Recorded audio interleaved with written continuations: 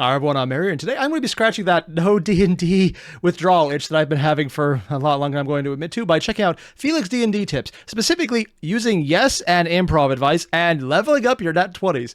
I am specifically looking for the NAT 20s because I'm not saying I would like to use them to do absolutely stupid shit that would make the DM cry. But if I did, I would never let it be said in a place where any DM would actually hear that, because they would then take advantage of it as well. You know, I think I just found a flaw in my argument for watching this video publicly. And when you do that, don't forget to leave a like and subscribe here, because I'm assuming very good reasons were incredibly convincing and you just did it. Great. Glad we had that talk. Let's get started. This video is sponsored by Big Bats. Ooh. Now that we've covered the fails of natural ones, let's talk about their cooler sibling, natural 20s. Yeah. Natural 20s are as diverse in their interpretation as nat 1s, especially in my games. So let's first cover our basics.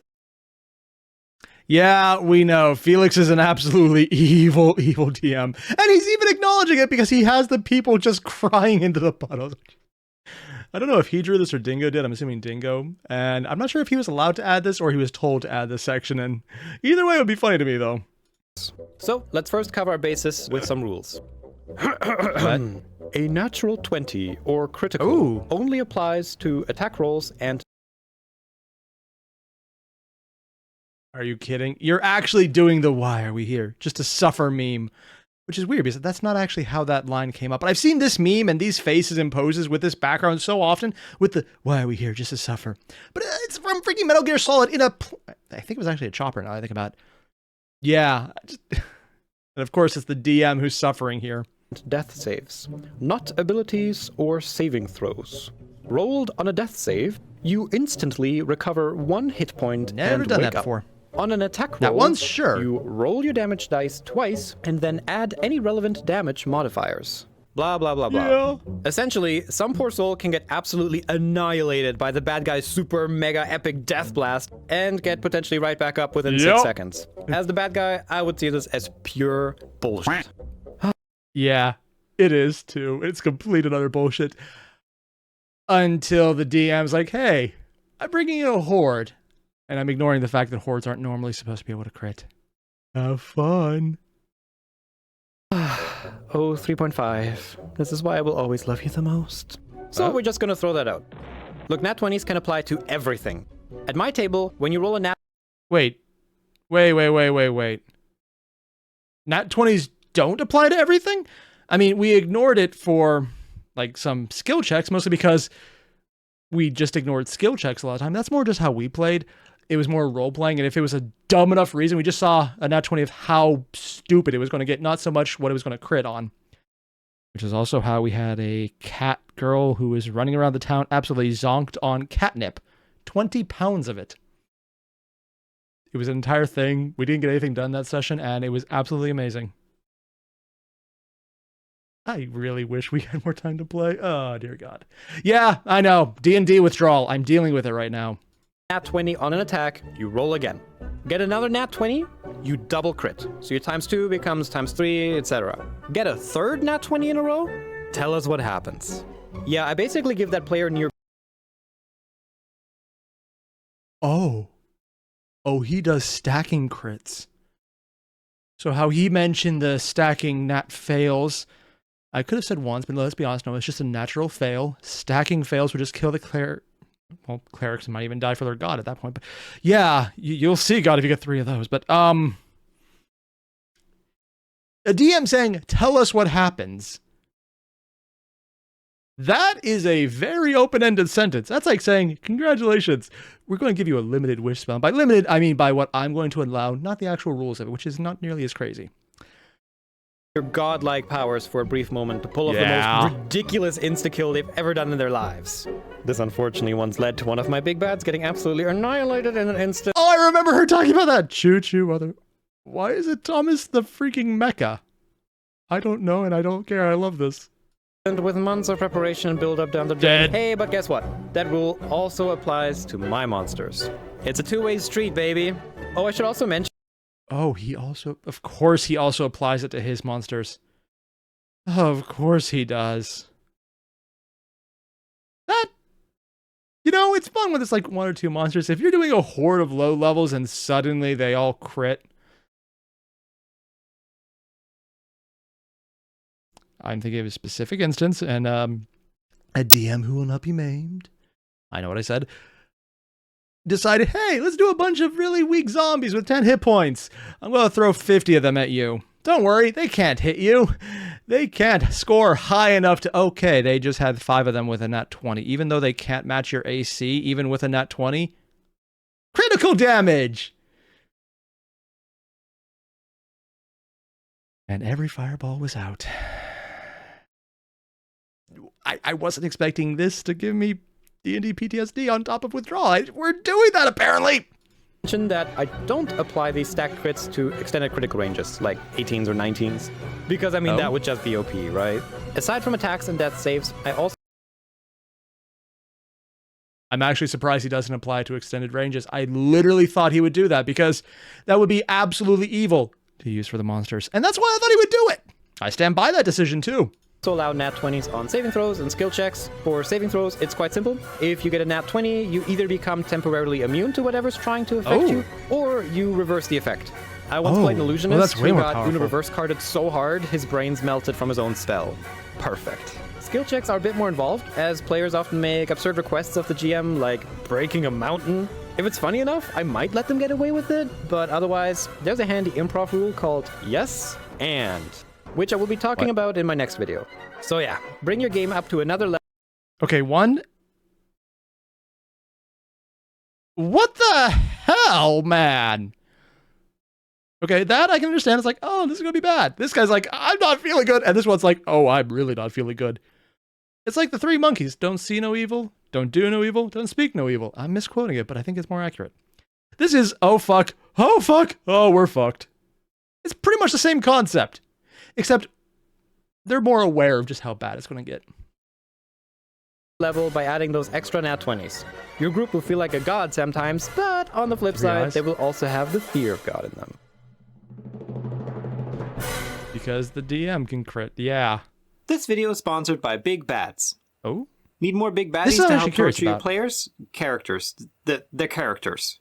Damn it, I always mess those two up. Big Bad Wheel of Torture. Oh, wow. Okay, not gonna lie, an owlbear with armor and a tree monster? Those sculpts are amazing. Bads contains an ensemble of over 25 thrilling villains, like... Was that an ooze villain? Oh my god, that was a... 1, that's terrifying. 2, that is a king ooze! It's a gelatinous ooze king in a chair and a log, and it actually eats from the bowls, wow. Like Angry Bird, Nature's Mistake, and my personal favorite, Ick. All complete with full backstories, tactics, minions, and even more horror. Drop these TPK machines into your campaign, build a one-shot around them, or join the Big Bad Bureau to help take down the big bads case by case. I kind of love this. It's literally just the, hey, there's a bad at the end of the dungeon, go into it, do things. I know that's basically the oldest way to play D&D, but having an entire book of not so much campaigns of just, here's the monsters, they're going to fight you, have fun. It just seems like so... I'm going to get this, aren't I? God damn it, I thought maybe it was his Felix, I wouldn't be nearly as tempted to grab it, but no, it's just... It's like the freaking Kickstarter for their stuff and the Trask all over again. I'm going to put money into that, I know, I have no... Why do they have to make the ads work? Damn them! I like having a wallet. They also got a second book, which is a fully loaded bestiary with monsters, items, and treasure. It's a real purdy. So go check them out. Oh, fuck, my wallet's about to die. That is absolutely something I love. I love monster books. I actually bought a bunch. I don't even use them. I just like them from different editions. It's just something I enjoy. I don't care if I never use it. It's just like, hey, here's all the things you can randomly throw in there.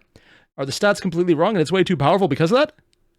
Yeah, it is. I'm going to adjust it for 5e. By doing nothing. Fuck you. I mean, basically what it comes down to is a nat 20 or bust. But also...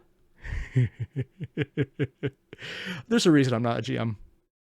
As the Big Bads is live on Kickstarter at bigbads.com. Link in the description down below. It is so tempting. And next up, we have the yes and improv advice. Improv I can do very easily, as long as I'm not intending to. I know what I said. I don't get it either. More importantly, oh, hell, treasures and trinkets. Oh, if this is an entire book and cards of magic items, oh, hell, this is a... You know, I really shouldn't have watched these videos back to back. It's just way too tempting for me. This is going to literally... Oh, I'm going to be in the red. Oh, that is creepy as fuck. Also, I don't like the semi-see-through dice, personal opinion. They look amazing. I would not want to use them. This video is sponsored by Larsen's Ledger of Treasure and Trinkets. Skip the ad. Improv can be a match, huh? Well, you're not alone. So here's some magical words for you. Yes and, yes but, no and, no but. These help you break the potentially bad habit of saying no to your players and bumming them out, or saying yes. Oh, I've actually heard other people talk about this, including him a few times. It's the idea of consequences, not just okay, we're done, move on, which can kill momentum and honestly slow a game down. That said, you got to be really damn talented to improv this one. I probably could, but it would go stupid really fast. Granted, if I ever decided to DM, other than one time we did that and we were stupid really fast, I'm assuming it would be that level already, so no one would probably notice. Yes, and straight up breaking your game because you thought flying boots would be cool. And then you realize you fucked up. It happens. So, how fix? Oh no. Yes and is the easiest one to work with. It's to build on top of a scenario to drive the action forward and reward the player for being creative or having high rolls. For example, yes, you go and hit that goblin, and she stumbles backwards, knocking down other goblins behind her into the volcano, killing them all instantly. Damn! Easy. Done. Then there's yes but, aka please don't break my campaign. Use this whenever a player wants to do something batshit crazy, but you kinda still want to see what happens. Let's go for a total... Okay, one. That is nightmare fuel. I'm just going to go back because I don't want to see that again, even though I went back, so I actually will see again. Proposing to the Balrog. I know it's not supposed to be a Balrog, but let's be honest, we know exactly what it is. Even though technically when D&D was created, the Balrog didn't look like that because I think it was described differently. Did it have wings in the book? I read it. I actually don't remember that part. Huh. Weird. More importantly, I can see how it works. You seduce the Balrog. But you seduce the Balrog. It takes you and flies away. Congratulations, get a new character.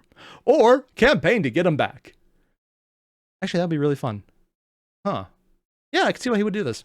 Let's go for a totally ridiculous example. Why am I so... Let's say your players stumble across this huge, ancient, broken down mech dragon, and one of your players happens to be a mechanic, and they really want to fix it, and somehow it didn't occur to you that this might just be slightly overpowered.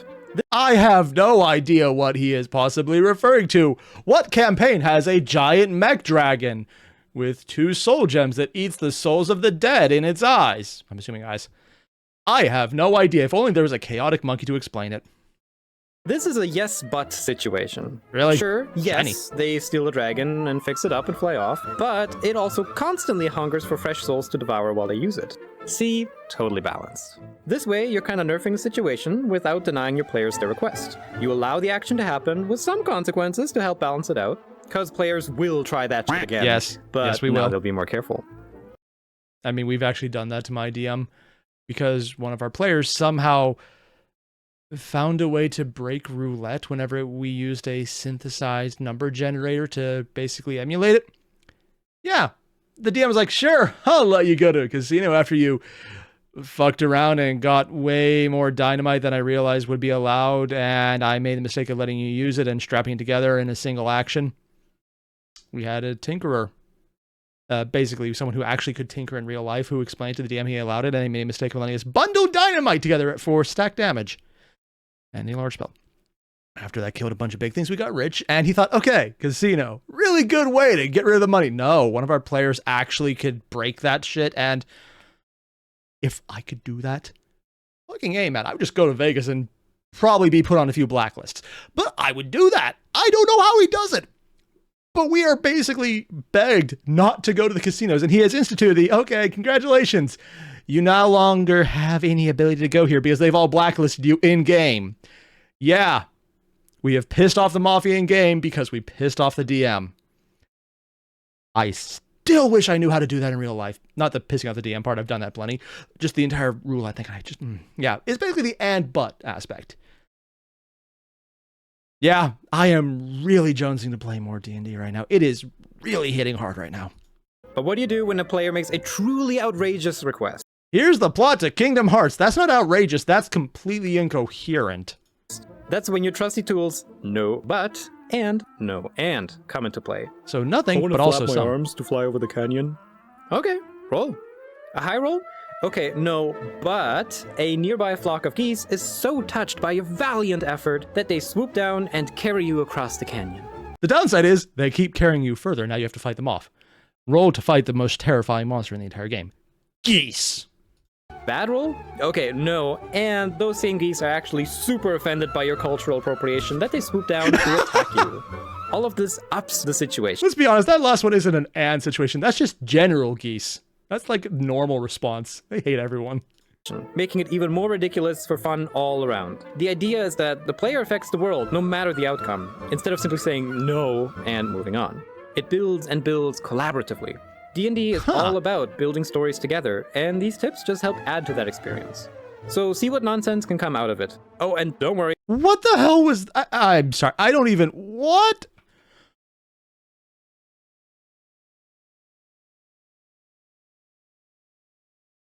Are those people or goats? It's people in a shield. What? I don't think I remember Troy going that way, but whatever. Oh, and don't worry, you will break Plot your hook. game. Like, all the time. But that's kind of the fun of it. I mean, why would you play D&D if you couldn't break it? This video is sponsored by just Larsene's turn it off, Ledger Airier. of Turn it Treasure off. and You know Trinkets. how this works every Larsene's time. Turn Ledger it of off. Treasure and Trinkets is a 5th edition tome looks with cool, more though. than 400... Is that a mug? Oh, it's a mimic mug. Does it stay a shape of a mug because you keep letting it just take a bit of its free meal?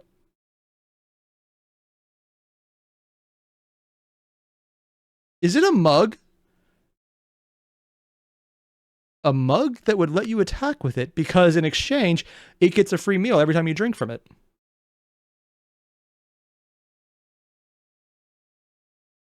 I'm gonna have to get this book, damn it, that the looks pages cool! of a real good time. They got all this great, like, bar-themed inspired subclasses, unique items out Bar-themed the or bar? ass, and these little guys. But look, Aw. they also made items for Dingo and I. What? Behold, the Dingo Tomatone! Oh, that's what this Dingo bad looks boy comes in 3 different rarities that creates... I'm sorry, what the fuck is that? Behold, the Dingo Tomatone! I need to clarify, this is in-game, right? They didn't actually give her a physical one? You know what, I'm gonna be honest, I don't know why, I always thought she was blonde because of the animation or the character she uses. Yeah, that's the biggest surprise. This bad boy comes in 3 different rarities that creates They more are wild real. magic effects from... Well, mine is just Please tell me this is called the Banhammer.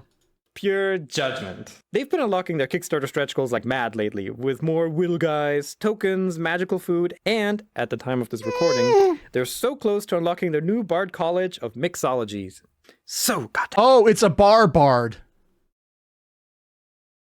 Oh my god, it's a bard! Oh, that is absolutely amazing! Not to actually play as, but literally, can you imagine every game? It's like, I'm a 20th level adventurer. What are you in?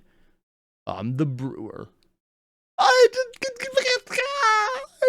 Oh god damn it, I knew this would get me. And I'm still watching it. Damn close. So go check it out. We're excited we got to be part of this project and love everything they got going on there. Back it while you can, as they're on their final week. Link in the description. This video just came down out, it's below. still open. You hear that? That's my wallet screaming for mercy because it knows what I'm about to do. And yeah, fuck it, I'm gonna go and back those Kickstarters because goddamn, that looks so cool. The items and the boss monsters and the freaking more items on top of that and the more monsters and I have a problem. It's probably made worse by D&D withdrawal. And I want it. So, yeah, if you haven't figured out, I'm enjoying this. I like his stuff. I like his videos. And really, it's just making it so much harder not to play D&D. I am going to have to go beg people to join in a game. Yeah, I know. More importantly, if you haven't already, video blinks below. Yes, blink below. If you're not blinking, it doesn't count. I speak weird sometimes. I realize. Links below. Hit them up. It's Dingo, Doodles, and Felix. You guys know they're good. Do that. And if you don't mind, I'm going to go make bad financial decisions. Or as I normally call it, having watched a Dingo video. Why do they keep getting me? I know better than to watch the ads. I keep doing it. Yeah. This is my own fault. I have no one to blame but myself. Please don't tell my wife. And I realize, having said that, she's probably going to see it. Crap baskets. Okay, never mind. I'll have to... If you have a good way to bribe your wife not to be mad by spending too much money on D&D, let me know in the comments, because I will very much use that. Yeah. See you guys the next time, when I definitely didn't just splurge on a bunch of D&D stuff. Yeah, I'm just going to keep telling myself that. Adios.